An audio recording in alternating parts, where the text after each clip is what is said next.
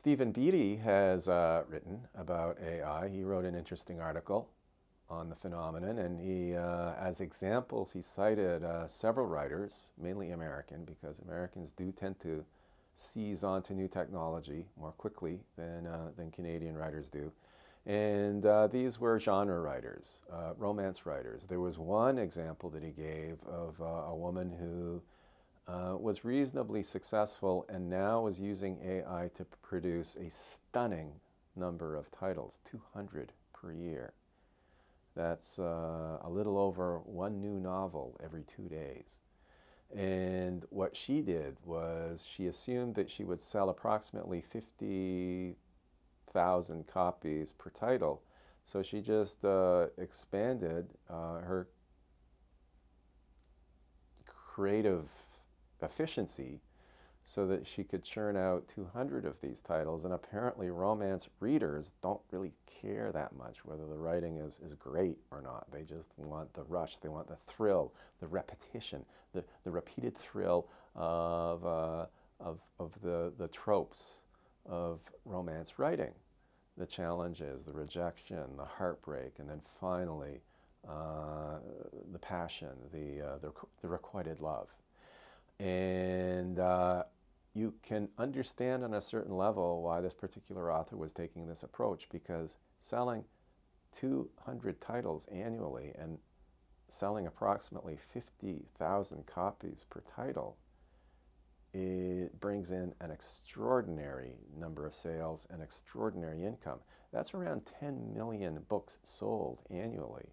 And if you get royalties of approximately $2, which is an industry average, per title, you're making $20 million in 1 year. You can see why the temptation is there. You can see why certain genre writers are basically adopting this technology very, very quickly. Literary writers are in a different group, but I suspect that they too are experimenting with the technology. If people are honest about what they're doing,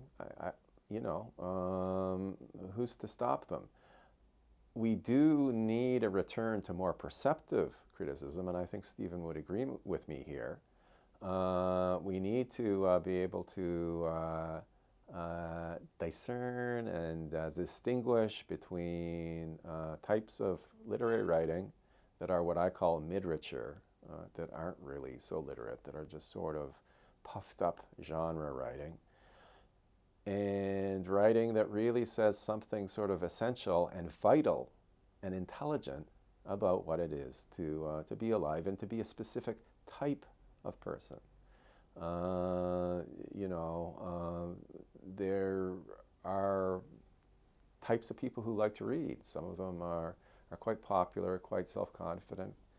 The majority, I suspect, are a bit insecure and a bit shy, and know who you are and write about that. And readers should look, I hope, for work that sort of is on the same sort of existential vibration that they are. But one other point that I'd like to make that that Stephen did not bring up, but which I think is very, very important, is that there has been a much longer impact of an intrusive technology on literary creation, and I don't know why people tend to pretend it's not there. This particular technology has been around for decades, and its disruptiveness has become even more pronounced within the 21st century. And that technology is movies, the film industry, the video, whatever you want to call it. The movie industry, movies as a long-form fictional narrative form, have had a huge impact on novel writing, on conventional novel writing. And you can see how powerful the movie industry is when you see how delighted a writer is when his or her work is optioned to be made into a movie. My argument, and something that I've been experimenting with for over 20 years now, is to write fiction, that is novels and short stories, in a form that is sort of movie-like, so that borrows from film scripts, that uses quote-unquote stills, uses quote-unquote storyboards, and creates a sort of readerly experience that at the same time is kind of like watching a movie.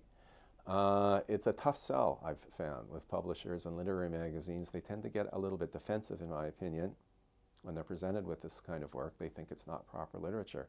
But I think that AI it offers an opportunity to sort of advance this form of writing, because what you can do with AI is you can keep the writing process sacrosanct. You, the writer, should do all of the writing. But if you're creating visuals and so forth to go along with your writing, if you want to create this sort of movie-like novel, movie-like short story, you can do that. I was an artist when I was young. I take my drawings and I adapt them into these little videos. My drawings are the foundation. There's zero plagiarism in that regard. But even if you have no drawing ability, you can create your own smart, detailed prompts, and you can create little images that go into your text. They don't sort of quote-unquote pollute the text in any way. They don't diminish it. They don't adulterate it.